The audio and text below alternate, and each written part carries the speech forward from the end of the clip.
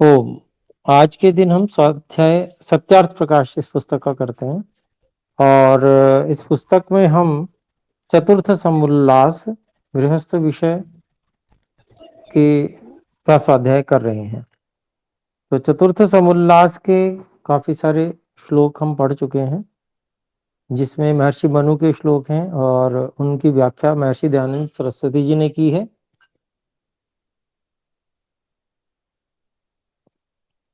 और इसके बाद में अब एक ऋग्वेद के मंत्र से महर्षि दयानंद सरस्वती जी कुछ बातें बता रहे हैं। अब हम इस मंत्र को और जो कुछ श्लोक दिए हुए हैं, बल्कि 3 मंत्र दिए हुए हैं, इन 3 मंत्रों को हम देखेंगे, समझेंगे। तो यहाँ पर यह ऋग्वेद का मंत्र है। ओ युवा सुवासाः परिवीत आगात्स उश्रेयान् भवति जायमानः अन्धीरासः कवय उन्नयन्ति स्वाध्यो मनसा देवयन्तः।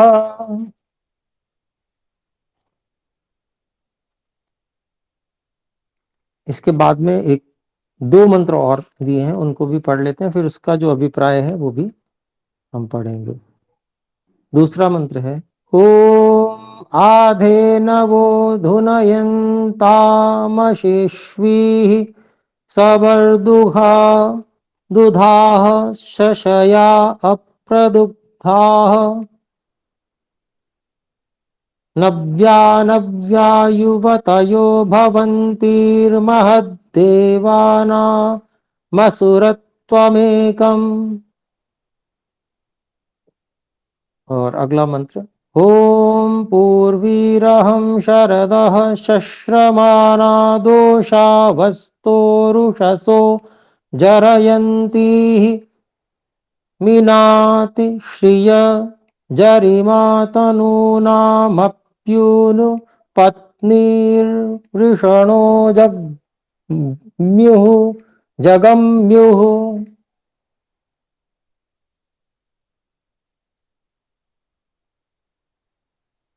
तो इन मंत्रों का जो अभिप्राय दिया है स्वामी जी ने, उसको यहाँ पर हम पढ़ते हैं।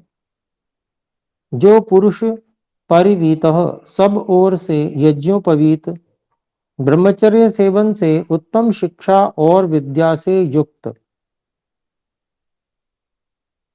सुवासाह सुंदर वस्त्र धारण किया हुआ ब्रह्मचर्य युक्त युवा पूर्ण जवान होके विद्या ग्रहण कर गृहाश्रम में आता है आगात स उ वही दूसरे विद्या जन्म में जायमान प्रसिद्ध होकर श्रेयान अतिशय शोभा युक्त मंगलकारी होता है।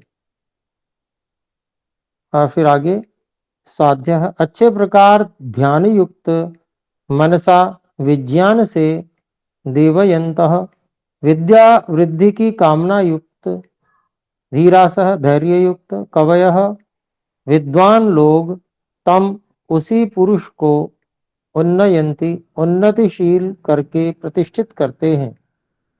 और जो ब्रह्मचर्य धारण विद्या उत्तम शिक्षा का ग्रहण किए बिना अथवा बाल्यावस्था में विवाह करते हैं, वे स्त्री पुरुष नष्ट भ्रष्ट होकर विद्वानों में प्रतिष्ठा को प्राप्त नहीं होते। तो वेद में परमात्मा जो है यह उपदेश कर रहे हैं कि जो गृहाश्रम में प्रवेश है वह ब्रह्मचर्य का उत्तम प्रकार से पालन, अर्थात आचार्य का अंतेवासी बनकर वेद का अध्ययन करना, चारों वेदों का, और शरीर से ब्रह्मचर्य का पालन करना, मन से भी ब्रह्मचर्य का पालन करना। तो ऐसे जो किए हुए होते हैं, विद्या उत्तम शिक्षा का ग्रहण भी करते हैं और शरीर से भी ब्रह्मचर्य का धारण करते हैं, ऐसे लोग ही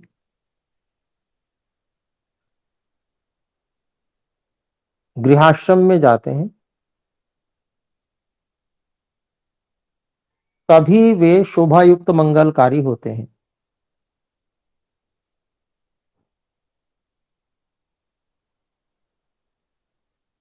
तो समाज में उनकी प्रतिष्ठा अन्य जो विद्वान लोग तभी करते हैं जब वे इस प्रकार से पूरे तप पूर्वक विद्या पढ़कर ब्रह्मचर्य अखंडित रखते हुए और फिर गृहस्थाश्रम में आते हैं, तो फिर उनका स्वागत होता है, उनकी प्रतिष्ठा होती है। और आज भी हम देखते हैं जो जिनका ब्रह्मचर्य ठीक है वे ही अच्छी प्रकार से संतान आदि उत्पन्न कर पाते हैं।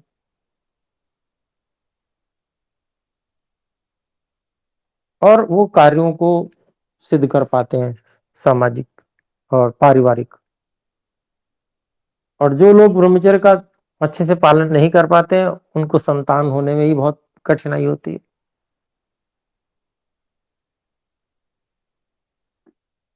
तो यह जो बात है, ये बात वेद में भी इस प्रकार का आदेश परमात्मा का है।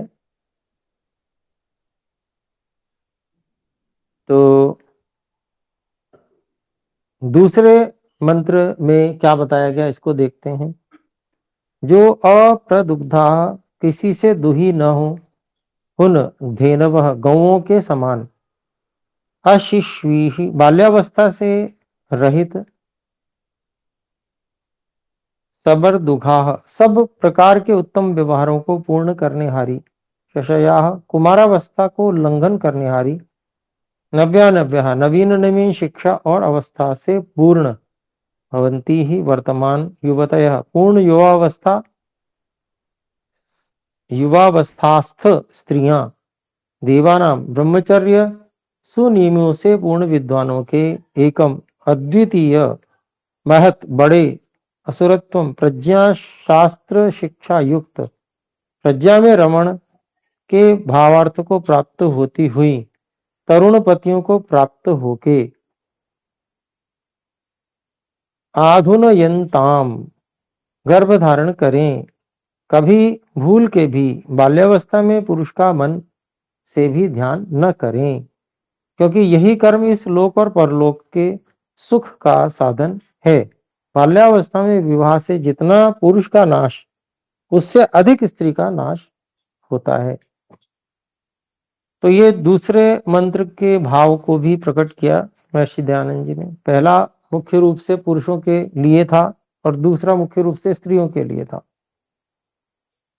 तो दोनों को ही बहुत अच्छी प्रकार से शरीर का ध्यान रखकर ब्रह्मचर्य पालन करके विद्या अध्ययन करके तब गृहस्थ में आना चाहिए। ये बात यहाँ से हमको समझ में आती है। तीसरे मंत्र का जो अभिप्राय वो भी लिखते हैं महर्षि जी।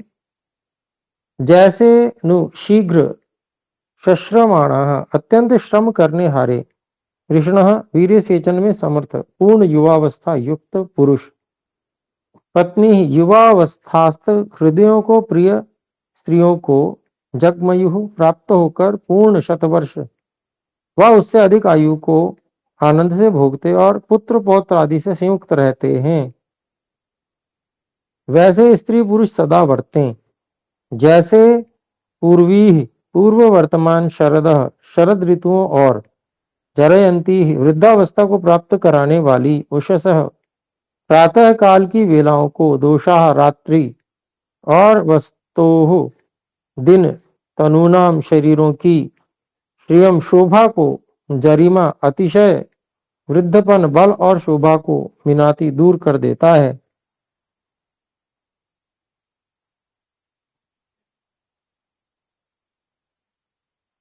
वैसे अहम मैं स्त्री व पुरुष अच्छे प्रकार अपनी निश्चय करके ब्रह्मचर्य से विद्या शिक्षा, शरीर और आत्मा के बल और युवावस्था को प्राप्त हो ही के विवाह करूं। इससे विरुद्ध करना, वेद विरुद्ध होने से सुखदायक विवाह कभी नहीं होता। तो यहाँ पर बहुत ही सुंदर ढंग से इस बात को स्पष्ट किया है इस मंत्र में कि जो संतानों की उत्पत्ति है वह संतान उत्पन्न करने से पहले संतान उत्पन्न करने के योग्य बनना ये आवश्यक है, तभी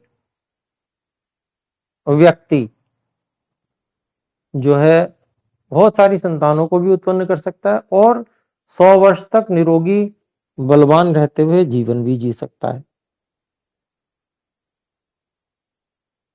तो उसके लिए जैसे विधान आयुर्वेद में भी ऋषियों ने वेद से ही देखकर और किया है कि देखिए संतान उत्पन्न करने में धातु का व्यय तो होता ही है, शरीर का खर्च होता है, स्त्री और पुरुष दोनों का ही होता है। और जो पर्याप्त बलवान पहले से हों, अच्छे बल वाले हों स्त्री और पुरुष, तो उनका बीज भी वैसा ही बलवान होता है, अर्थात जो संतान होगी वैसे ही बलवान होगी। दूसरा जो व्यय होता है उसकी पूर्ति की व्यवस्था भी आयुर्वेद में बताई गई है, क्योंकि यह आवश्यकता कोई भोग विलास के पूर्ति के लिए नहीं है। इंद्रियों में सुख मानकर जो संतान को उत्पन्न करने का प्रयास या संतान नहीं चाहते और वो ऐसा प्रयास करते हैं, वे लोग तो नष्ट भ्रष्ट हो ही जाते हैं, रोगों के अधीन हो जाते हैं, कमजोर हो जाते हैं।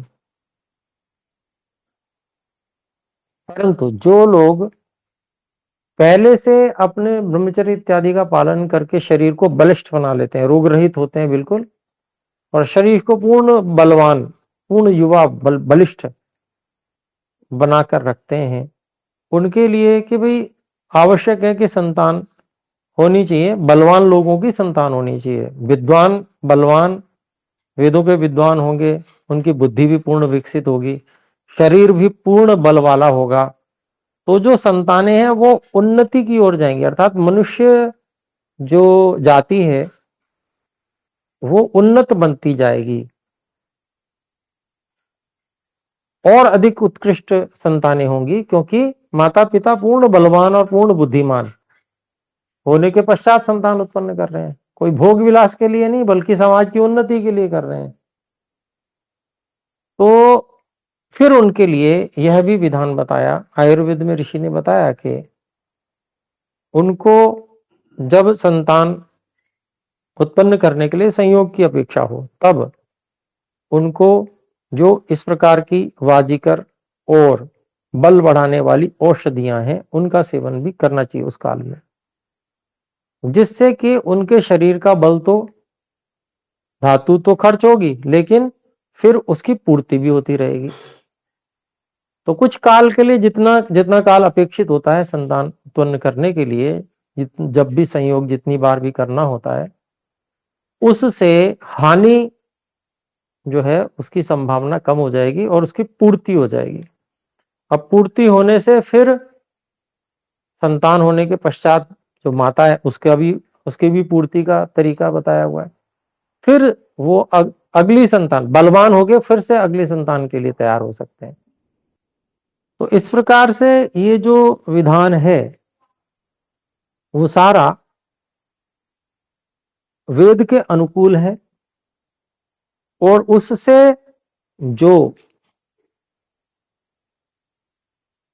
स्वस्थ रहने का, बलवान रहने का जो आनंद है, सुख है, जो कुछ करना चाहते हैं वो कर सकने का सुख है वो मिलता है। और जो कमजोर लोग होते हैं उन वो चाहते कुछ है पर वो कर ही नहीं पाते हैं, तो वो दुखी ही रहते हैं बेचारे। इंद्रिय का सुख तो क्षणिक होता है, वो तो जरा देर होके फिर खत्म, और उससे हानि कितनी अधिक होती है वो तो उन लोगों को समझ में आ जाता है जो उस पर ध्यान देते हैं। यहां भी यही प्रेरणा की गई है कि इस प्रकार से पहले सामर्थ्यवान बने, वृषणः वीर्य सेचन में सामर्थ्य हो, ऐसी स्त्री भी पूरी तरह से युवा हो, बलवान हो। तो इस प्रकार से वो स्त्रियों को भी प्राप्त होके दोनों 100 वर्षों से और उससे भी अधिक आयु का आनंद भोगते हैं, पुत्र पौत्रों से संयुक्त होकर रहते हैं।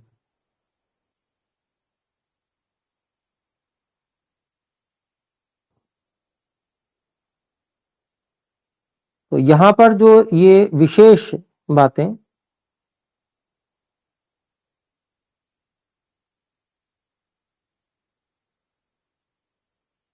देखकर और समझकर और वेद से भी जानकर और उसके बाद में निर्णय करना कि ब्रह्मचर्य से विद्या, शिक्षा और शरीर और आत्मा के बल और युवावस्था को प्राप्त होकर ही विवाह करूं, ये निर्णय, ये समझ, ये समझा दिया जाता है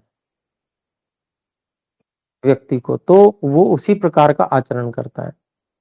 जिसको समझ ही नहीं, ज्ञान ही नहीं है, तो उसको पता ही नहीं है करना क्या है। तो अज्ञानवश बहुत सारी त्रुटियां व्यक्ति करता है, लेकिन जब उसको अच्छे से समझा दिया जाता है बस ये है, इस तरह से जीवन है, इसलिए है जीवन, और ये सुख रहने का असली तरीका है, सुखी रहने का, सुख से रहने का, और ये दुखी रहने का तरीका है। जब ये अच्छे से समझ में आ जाता है फिर व्यक्ति कभी भी गलत कार्य में नहीं पड़ता।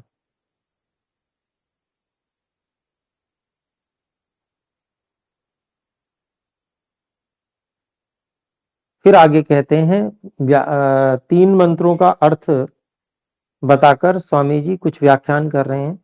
जब तक इस प्रकार सब ऋषि मुनि, राजा महाराजा, आर्य लोग ब्रह्मचर्य से विद्या पढ़ के ही स्वयंवर विवाह करते थे, तब तक इस देश की सदा उन्नति होती थी।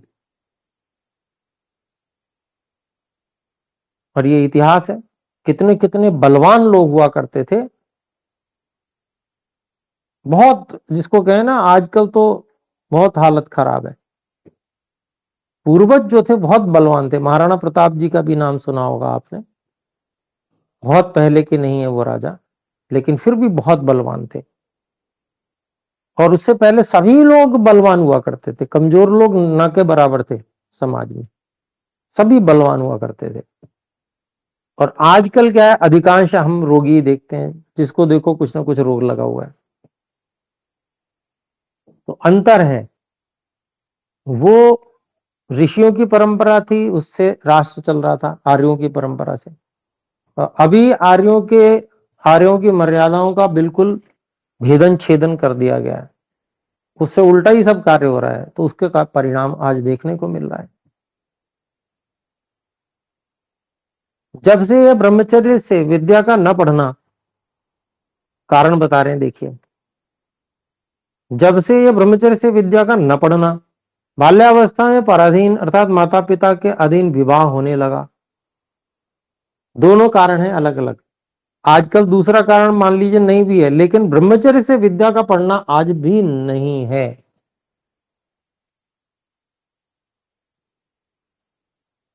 तो ये दोनों कारण यहां पर बताए हैं। फिर उसके बाद तब से क्रमशः आर्यावर्त देश की हानि होती चली आई है। इससे इस दुष्ट काम को छोड़ के सज्जन लोग पूर्वोक्त प्रकार से स्वयंवर विवाह किया करें। तो स्वयंवर विवाह की रीति में भी ये है कि अविलुप्त ब्रह्मचर्य वाला ही गृहस्थ आश्रम में प्रवेश करेगा। तो वो जो रीति है वो ही चलती आ रही थी हमेशा से, और उसका बहुत ध्यान रखा जाता था। आज उस पर किसी का ध्यान ही नहीं है। तो ये जो एक तरह से कह लें कि एक सामूहिक मूर्खता ये सब के अंदर बैठी हुई है, जिसके कारण से देश का कल्याण नहीं हो रहा, देश का पतन हो रहा है। तो विवाह वर्णानुक्रम से करें, और वर्ण व्यवस्था भी गुण कर्म स्वभाव के अनुसार होनी चाहिए। तो वर्ण व्यवस्था गुण कर्म के अनुसार हो जाए, उसमें रुचि और सामर्थ्य और अध्ययन इत्यादि सब चीजों को देखकर वर्ण का निर्धारण आचार्य के अधीन होता है।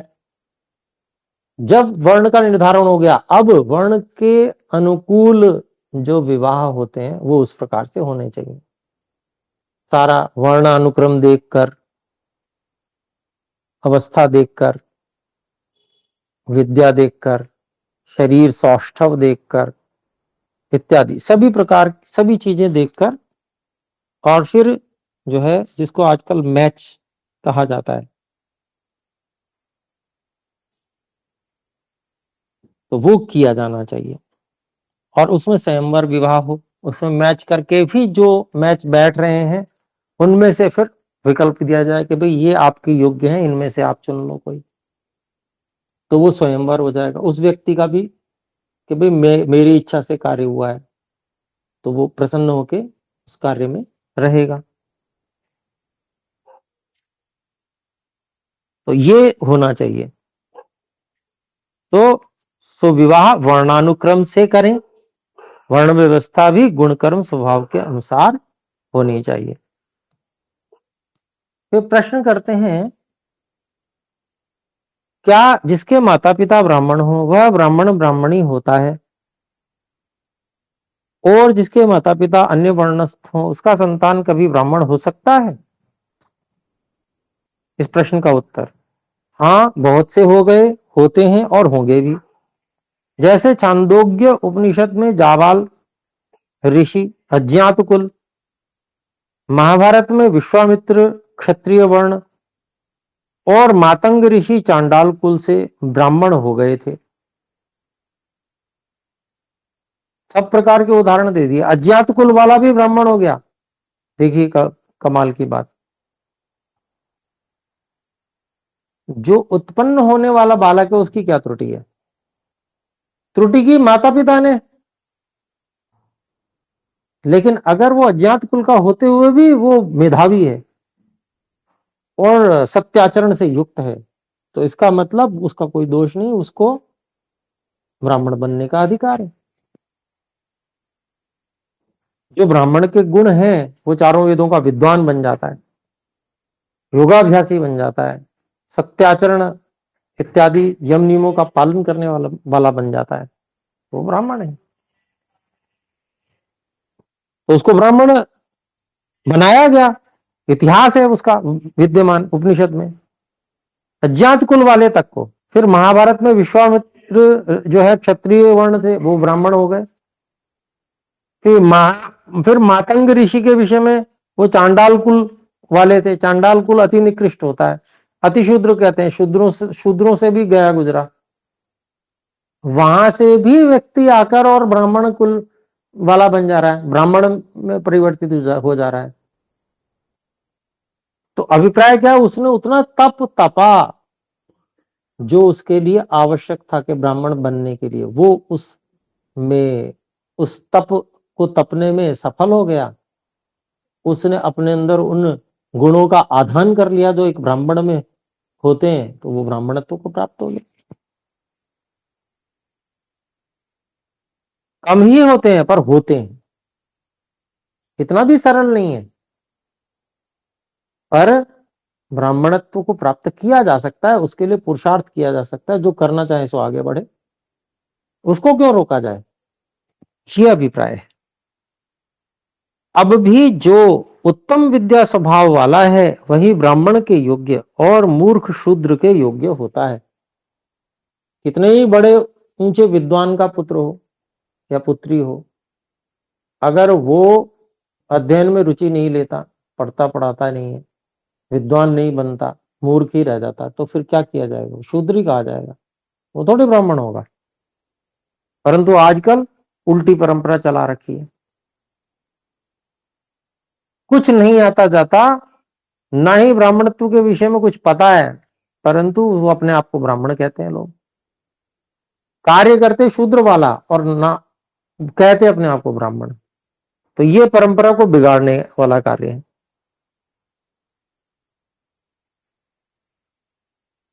तो अब भी जो उत्तम विद्या स्वभाव वाला है वही ब्राह्मण के योग्य और मूर्ख शूद्र के योग्य होता है, और वैसा ही आगे भी होगा। वास्तव में ऐसा ही होता है, व्यवहार कभी चल ही नहीं सकता। आप या हम किसी बिल्कुल अनपढ़ व्यक्ति को ब्राह्मण का कार्य सौंप देंगे क्या? ब्राह्मण का कार्य क्या क्या है? पढ़ना पढ़ाना, दान लेना देना, यज्ञ करना कराना। अब पढ़ना पढ़ाना तो अनपढ़ व्यक्ति कभी कर ही नहीं सकता, मुख्य कार्य सबसे अधिक तो यही है। जब कर नहीं सकता तो खाएगा ब्राह्मण?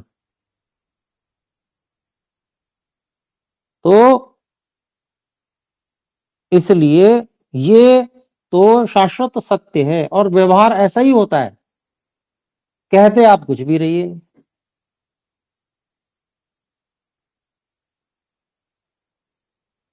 और इसीलिए कहा वैसा ही आगे भी होगा। महर्षि दयानंद सरस्वती जी ये बात लिख रहे हैं। फिर प्रश्न करते हैं, भला जो रजवीर से शरीर हुआ वह बदलकर दूसरे वर्ण योग्य कैसे हो सकता है? उत्तर, रजवीर के योग से ब्राह्मण शरीर नहीं होता। बड़े स्पष्ट शब्दों में कहा है, रजवीर के योग से ब्राह्मण शरीर नहीं होता। किंतु महर्षि मनु जी का एक श्लोक देखते हैं, स्वाध्यायेन जपैर्होमैस्त्रैविध्येनेज्यया सुतैः महायज्ञैश्च यज्ञैश्च ब्राह्मीयम क्रियते तनुः।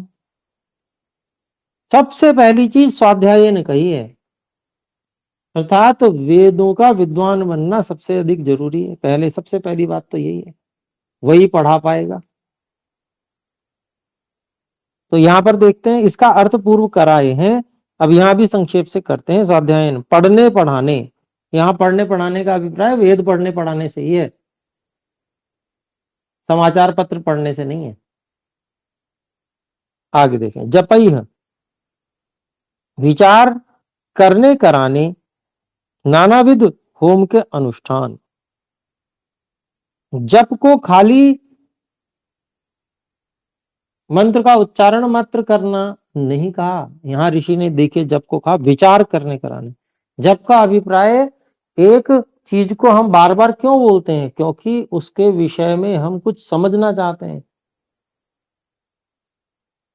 उसमें से जो गूढ़ रहस्य है उसको अपने हृदय में प्रकट करना चाहते हैं, हम समझना चाहते हैं उसमें बात क्या कही गई है, इसलिए हम उसको बार बार कहते हैं, तो उसको जप कहते हैं। फिर कहा विचार करने कराने से। फिर नानाविध होम के अनुष्ठान, होमई, और त्रैविध्येन इज्जया, संपूर्ण वेदों के शब्द अर्थ संबंध स्वर उच्चारण सहित पढ़ने पढ़ाने। इज्जया पूर्णमासी इष्टि आदि के करने, दर्श पौर्णमास इत्यादि इज्जया। फिर पूर्वोक्त विधि पूर्वक सुतैः धर्म से संतानोत्पत्ति करने। फिर महायज्ञश्च पूर्वोक्त ब्रह्मयज्ञ, देवयज्ञ, पितृयज्ञ, वैश्वदेव यज्ञ और अतिथि यज्ञ, इनको पंच महायज्ञ कहा गया है। इन पंच महायज्ञों को करने से। फिर यज्ञश्च तो कहा अग्निष्टोम आदि जो यज्ञ हैं, अश्वमेध इत्यादि अग्निष्टोम, सोमयाग इत्यादि, उनको करने से। फिर विद्वानों का, फिर साथ में यज्ञों में जो जो चीज आती है उनको भी ग्रहण कर लिया। विद्वानों का संग, संगतिकरण, सत्कार, सत्य भाषण, परोपकार आदि सत्कर्म, और संपूर्ण शिल्प विद्या पढ़ के दुष्टाचार छोड़ के श्रेष्ठाचार में वर्तने से। यज्ञों का ये सारा अभिप्राय है। खाली केवल वो सांकेतिक जो यज्ञ है अग्निष्टोम आदि, वो केवल मात्र यज्ञ नहीं है, वो तो संकेत मात्र है, उनसे सीखा जाता है कि व्यवहार कैसे करना है। और व्यवहार में यज्ञ क्या है? विद्वानों का संग, सत्कार, सत्य भाषण, परोपकार, सत्कर्म, संपूर्ण शिल्प विद्या पढ़ के दुष्टाचार छोड़ के श्रेष्ठाचार में वर्तना, यह है यज्ञ। ये क्रियात्मक रूप में यज्ञ है। ऐसा करने से फिर इयम यह तनु शरीर ब्राह्मी, ब्राह्मण का क्रियते किया जाता है। क्या इस श्लोक को तुम नहीं मानते? प्रश्न कर दिया उल्टा। तो वही उत्तर देने वाला मना कैसे कर सकता है? महर्षि मनु जी का श्लोक है, कहता मानते हैं। फिर क्यों रजवीर के योग से वर्ण व्यवस्था मानते हो?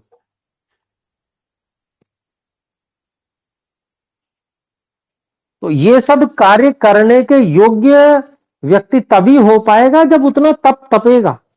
उसके लिए जानना पड़ेगा, समझना पड़ेगा। अग्निष्टोम यज्ञ करना, याग करना और अन्य याग करना, ये कोई इतना आसान काम है? इसके लिए बहुत सीखना पड़ता है, सब जानना पड़ेगा, चारों वेदों को पढ़ना पड़ेगा, तब वो उस योग्य बनेगा, तब वो ब्राह्मण का वो शरीर बनेगा। तो इतना तप तपने से, जिसको कहते हैं ना, जैसे अग्नि में लोहे को या सुवर्ण को, सोने को तपाने से उसका मैल जल जाते हैं। तो इतना जो तप करेगा ब्राह्मण बनने के लिए, उसकी जो है शरीर की धातुएं भी शुद्ध हो जाएंगी, और शरीर की धातुएं शुद्ध होंगी तभी वो ये सब कर पाने में समर्थ हो पाएगा। तो अभिप्राय क्या है कि प्रत्येक शरीर में ये सामर्थ्य है कि वो उन्नति कर सकता है। यहां ये कहना चाहते हैं कि भाई जो इच्छा रखता है, जो तप कर कर सकता है, जिसने ठान लिया, वो कर सकता है। और बहुतों ने किया है, इस बात को यहां बताया। क्या तुम परंपरा का भी खंडन करोगे? उत्तर नहीं, परंतु तुम्हारी उल्टी समझ को नहीं मान के खंडन भी करते हैं। तुम जो परंपरा जिसको कह रहे हो उल्टी परंपरा, उल्टी समझ वाली, उसका खंडन करेंगे बिल्कुल। तुम अगर अंध परंपरा चलाओगे तो अंध परंपरा का खंडन नहीं होगा क्या? किया जाएगा उसका खंडन।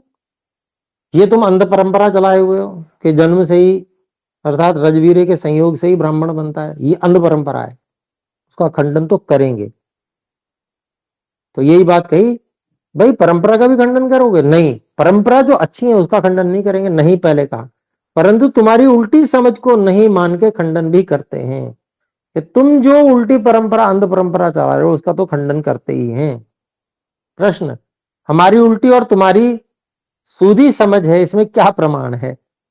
उत्तर, यही प्रमाण है कि जो तुम 5-7 पीढ़ियों के वर्तमान को सनातन व्यवहार मानते हो, और हम वेद तथा सृष्टि के आरंभ से आज पर्यंत की परंपरा मानते हैं।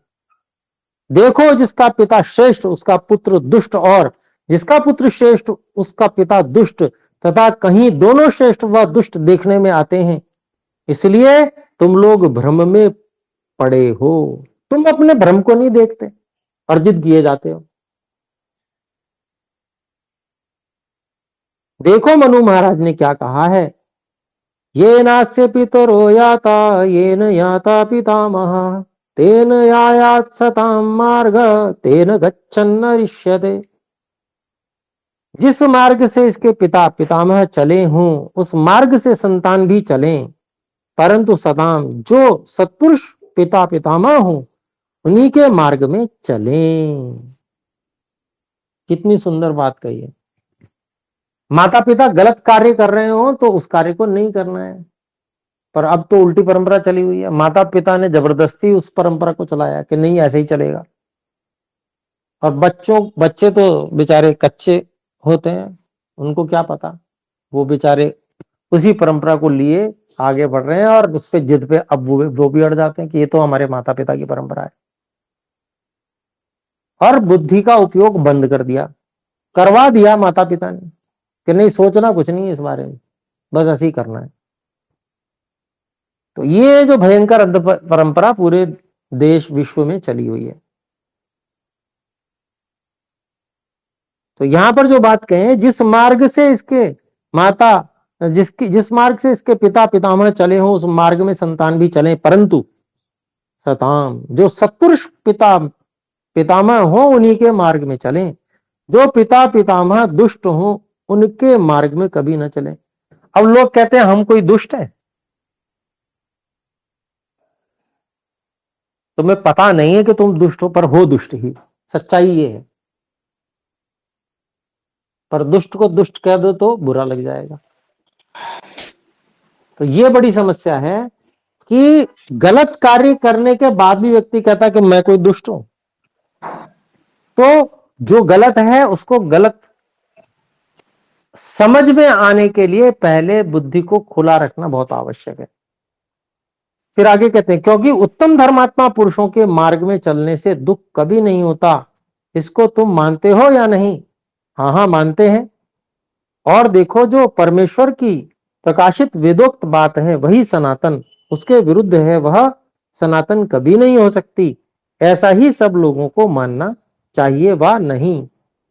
तो अवश्य मानना चाहिए। जो ऐसा ना माने उससे कहो कि किसी का पिता दरिद्र हो और उसका पुत्र धनाढ्य होवे तो क्या अपने पिता की दरिद्रावस्था के अभिमान से धन को फेंक देवे? उदाहरण देके समझा रहे हैं। क्या जिसका पिता अंधा हो उसका पुत्र भी अपनी आंखें फोड़ लेवे?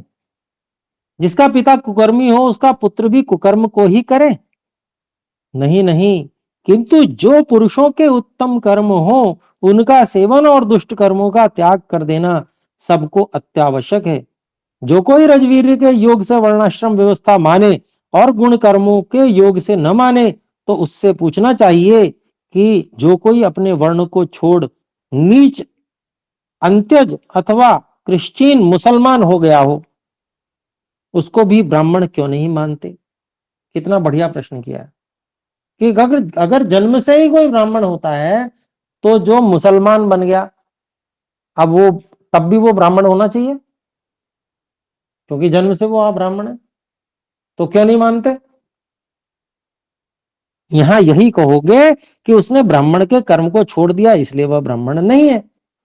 इससे यह भी सिद्ध होता है कि जो ब्राह्मण आदि उत्तम कर्म करते हैं वे ही ब्राह्मण आदि, और जो नीच भी उत्तम वर्ण के गुण कर्म स्वभाव वाले होवे तो उसको भी उत्तम वर्ण में, और जो उत्तम वर्णस्थ होके नीच काम करे तो उसको नीच वर्ण में गिनना अवश्य चाहिए।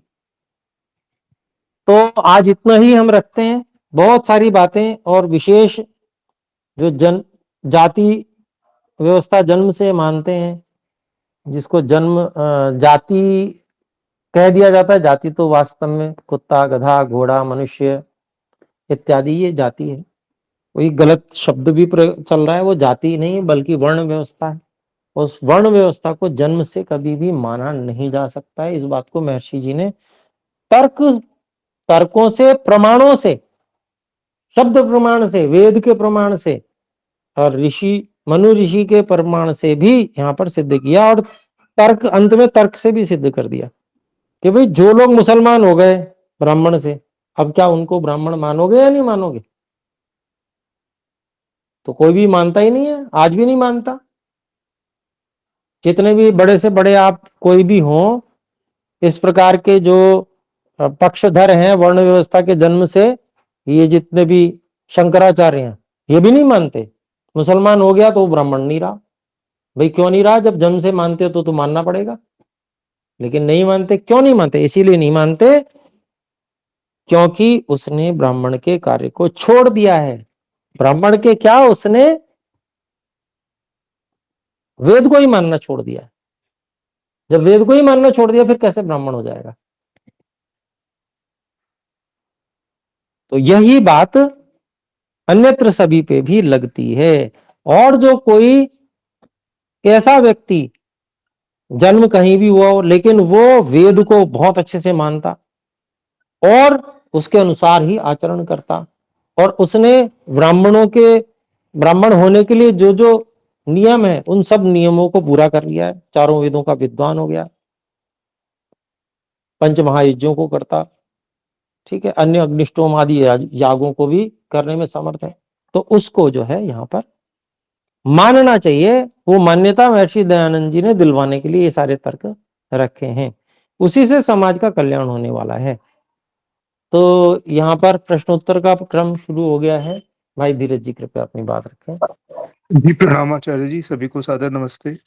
आचार्य जी, ये जब हम बात कर रहे थे कि वर्ण जो हमारे ऊपर नीचे हो जाते हैं जन्म के पश्चात, तो उस समय मेरे मन में एक प्रश्न उठा काफी कड़ा, क्योंकि अभी कुछ समय पहले स्वामी विवेकानंद जी से चर्चा हो रही थी कि जो जन्म होता है जो माता पिता के पूर्व जन्मों का मतलब जो कर्म फल मिलता है वह जाति आयु भोग और संतान दोनों तरीके से मिलता है। तो जो संतान है वो पूर्व जन्म और इस जन्म दोनों के कर्मों का फल है। तो जिस वर्ण के माता पिता हैं जैसे उनके कर्म है उसके अनुसार ईश्वर ने व्यवस्था करके उसको संतान दी। तो ये कुछ बात मन में चमकी कि भाई अगर ब्राह्मण वर्ण के माता पिता है उत्तम कर्म है तो उनको जो आत्मा उनको संतान रूप में प्राप्त हुई वह भी उसके योग्य होनी चाहिए, ब्राह्मण बनने के योग्य होनी चाहिए। और जो नीच कुल के माता पिता हैं उनकी संतान वैसी ही उसी प्रकार की वह आत्मा उनके पास आएगी। ईश्वर ऐसी ही व्यवस्था शायद करेगा क्योंकि वो उल्टा करे कुछ ऐसा मेरे को समझ में नहीं आया। फिर अभी बात हुई कि जो ब्राह्मण कुल में हुआ वो नीच कुल में भी जा सकता है और जो नीच कुल में जिसका जन्म हो, वो ब्राह्मण भी बन सकता है। तो ये मेरे को एक शंका हो रही थी कि ऐसा कैसे, अगर ईश्वर ने व्यवस्था इस प्रकार से कर रखी है तो ऊपर नीचे भला क्यों होंगे। लेकिन अभी अपने आप ही मन में ये बात चमक गई मेरे कि वह तो इस जन्म के कर्मों का फल है कि जो नीच कुल में होके भी अगर अपनी आत्मोन्नति चाहे तो ब्राह्मण कुल को प्राप्त कर सकता है इस प्रकार अपना श्रेष्ठ आचरण करके। और जो उच्च कुल में ईश्वर ने जिसको दी व्यवस्था लेकिन उसने उसका आदर नहीं किया, उसने अपने कर्म निम्न रखे, तो वह नीच कुल में चला जाएगा। तो ये थोड़ा मेरे को समझ में आया। आचार्य जी कृपया आप मेरे को कहे कि मैं सही या इसमें और ज्यादा मैं किस तरीके से सोचूं समझूं। धन्यवाद आचार्य जी। जी बिल्कुल, जो आपके मन में चमकी बात वो बिल्कुल ठीक चमकी। वास्तविकता यही है कि जो संस्कार हैं और उस प्रकार की योग्यता वाली संतान या आत्मा कह लें, वो आत्मा आती तो है, परंतु आगे जो वातावरण मिलता है और जो विकल्प मिलते हैं उसमें अगर विकल्प का चयन करने में लापरवाही करता है, क्योंकि देखिए हर कार्य कोई भी कर्म करता है व्यक्ति, कर्म में विकल्प मिलते हैं, तब वो उसमें से सही विकल्प एक चुनता है जो उसको अच्छा लगता है, तब वो उसमें आगे बढ़ता है ना। तो छोटे छोटे कार्यों में विकल्प मिलते हैं, तो गलत विकल्प लापरवाही के कारण से अगर चुनता है तो वो तो नया कर्म हो गया ना। वो नए कर्म के आधार पे फिर उसका मार्ग अगर एक गलत चुन लिया उसने और गलत मार्ग पर चल पड़ा तो फिर वो गलत होता चला जाएगा। तो इस कारण से योग्यता होने के पश्चात भी इंद्रिय के विषयों में फंसना, क्योंकि इंद्रियों का तो एक स्वभाव है और जन्म होता है तो संस्कार एकदम से तुरंत प्रबल नहीं होते हैं। वहां पर अगर कोई इस प्रकार का आचरण उसको देखने में आ गया जो विपरीत है, इंद्रियों के विषय भोगों की ओर फंसने वाला है, और उससे उसने सीख लिया, ऐसी स्थितियां तो संसार में उपलब्ध रहती हैं हर समय। 100% जिसको कहते हैं कोई भी व्यक्ति जिसका जन्म हुआ है तो 100% वो व्यक्ति अच्छा ही हो, ऐसा तो कभी हो ही नहीं सकता। 100% अच्छा होगा तो जन्म ही नहीं होगा, तो कुछ ना कुछ कमी रहती है, वो कमी सामने आ जाती है, उसी कमी वाले विकल्प को पकड़ के वो कर्मों को करना शुरू कर दे। कल्पना कीजिए क्या होगा, बिगड़ जाएगा। ऐसे ही जो इस प्रकार के माता पिता के यहाँ जन्म लिया है, जो अच्छे संस्कार उतने नहीं है, लेकिन उसको समझ में कोई अच्छी बात आ गई, मिल गई कोई बात, अच्छी बात उसको वो समझ में आ गई, वो उससे आगे बढ़ गया। तो नए कर्म जो होते हैं वो इस प्रकार के मार्ग में व्यक्ति को आगे बढ़ाते हैं। और कर्म बंधन के विषय में तो आप जानते ही हैं, एक कर्म किया अब उसका संस्कार बन गया, वो उसी प्रकार के कर्म को बार बार, क्योंकि उसमें ये अभ्यास बनता जाता है, सरलता होती जाती है, तो वो सरल कार्य पकड़ता है व्यक्ति। तो एक बार गलत किया, दो बार, फिर उसी में जो थोड़ा सुख मिल गया तो उसी में दूसरी बार भी किया, तो अभी ये कर्म बंधन बनता जाता है व्यक्ति का। व्यक्ति उसको तोड़ नहीं पाता है, अब जो तोड़ नहीं पाता है वो तो फंसता जाएगा। तो बस यही स्थितियां होती हैं। उसको कोई अगर निकालने वाला मिल जाए उसमें से, कोई ऐसा आचार्य मिल जाए तो वो उसको सुधार भी सकता है, परंतु ऐसी स्थिति प्राय करके आज तो उपलब्ध है ही नहीं, ना के बराबर है। ठीक है जी। जी बहन धन्यवाद शारदा जी, आचार्य जी। धन्यवाद जी। बहन शारदा जी। जी आचार्य जी, जैसे अभी आंख बंद करके और चीजों को महसूस करके स्पर्श द्वारा, कान द्वारा ऐसे टच करके कलर बताते हैं बच्चे और इनको सिखाया जाता है, और किसी मंत्र के द्वारा उनको इस ओर जैसे हिप्नोटाइज करते हैं, उस तरह से उन्हें इस ओर लाया जाता है, एकाग्रता की ओर। तो ये जो शिक्षा में अभी चल रही हैं चीजें, और अभी अपने समूह पर भी एक सदस्य ऐसी जुड़ी, तो ये क्योंकि बौद्ध से भी थोड़ा सा प्रेरणा उनको है, बौद्ध शिक्षा से, तो इसमें वो अपने संस्कारों पर तो काम नहीं कर पाएंगे। वो जो बालक है, उनकी एकाग्रता, जो हाइपर एक्टिव बच्चे हैं आजकल, उन पर किया जा रहा है ये कार्य। अब उनको एक तरह से जो मंत्र मुग्ध करके करवाया जा रहा है कार्य, संस्कार पर कार्य नहीं हो रहा है, मेहनत नहीं हो रही है, तप नहीं हो रहा है, वो भी दूसरों द्वारा, माता पिता भी नहीं कर रहे उस चीज में इतना कार्य। तो यहाँ भी ये देखा जाएगा कि वो अपने इस जन्म में उस पर कार्य नहीं कर पाएंगे, तो बेशक उन्होंने गलत चीजों में भी हाथ नहीं डाला, अगले जन्म में फिर उन्हें उस हिसाब से माता पिता मिल जाते हैं कि भाई अभी तुमने संस्कार पर कार्य नहीं किया है, बेशक तुम थोड़े श्रेष्ठ हो, समझदार हो, अच्छे पढ़े लिखे हो, तो ये सब कार्य चलता रहता है जन्म दर जन्म। तो ऐसे जो शिक्षाएं आजकल ग्रुप्स में भी आ रही हैं, तो उनको क्या बोले, कैसे समझाएं उनको, आचार्य जी? जी देखिए, ये जो कार्य है, ये संस्कारों को रोक कर और एकाग्र अवस्था को लाने का कार्य है।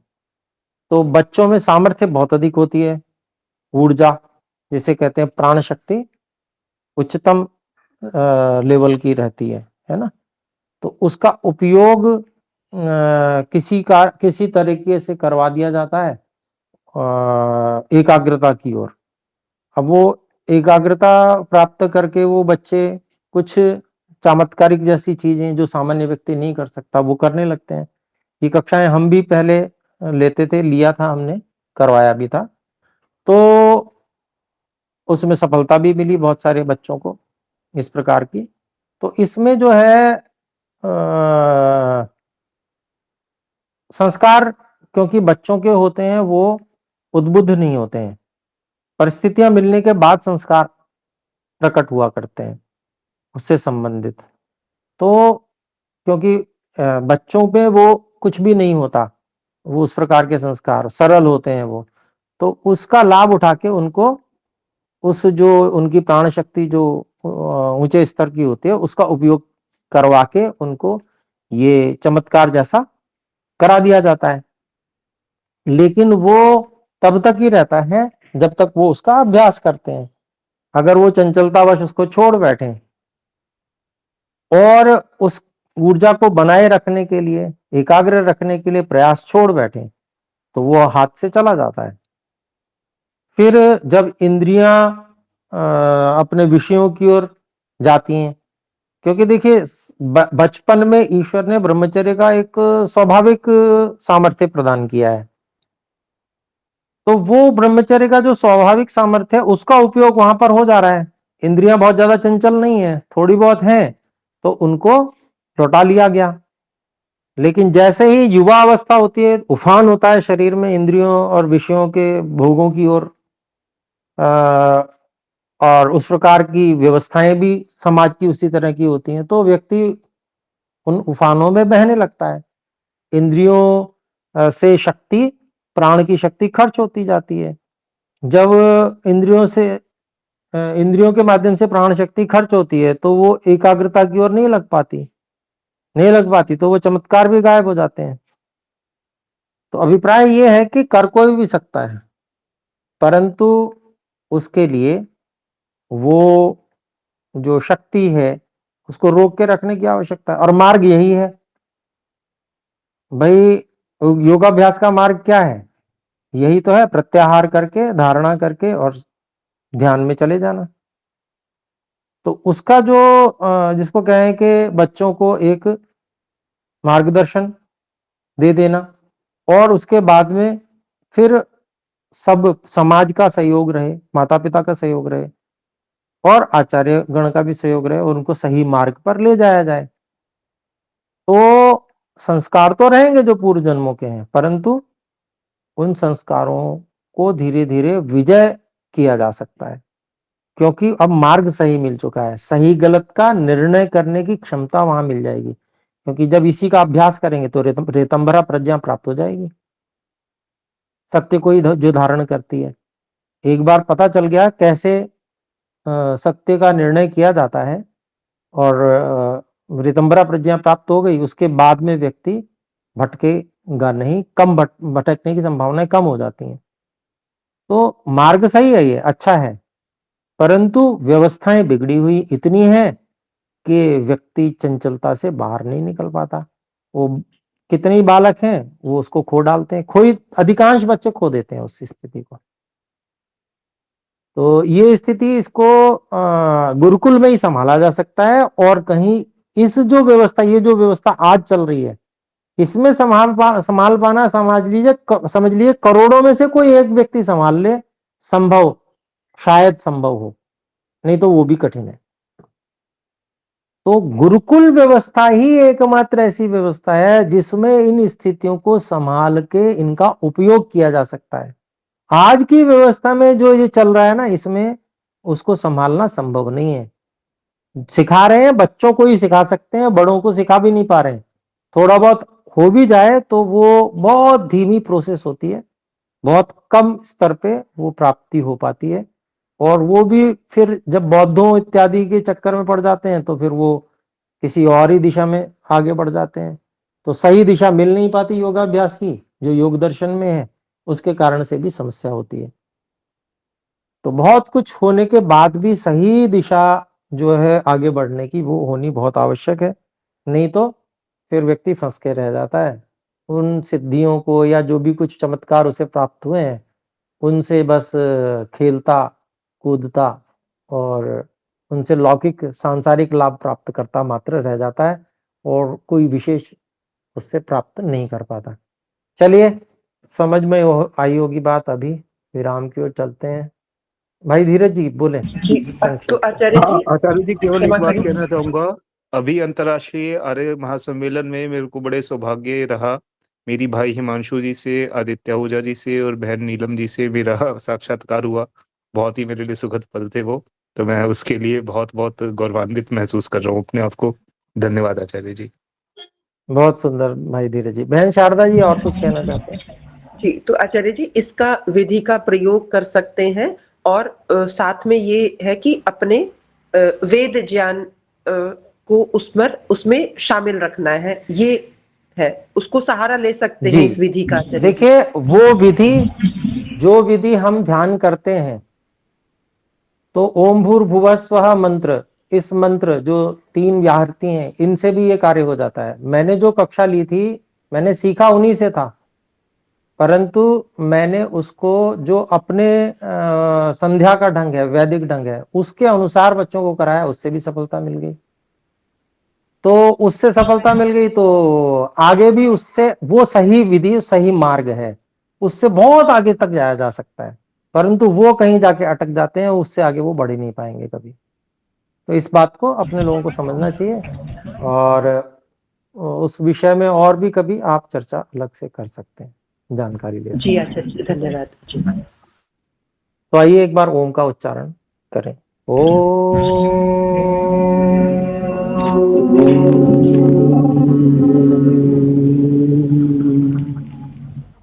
सभी को सादर सादर नमस्ते जी।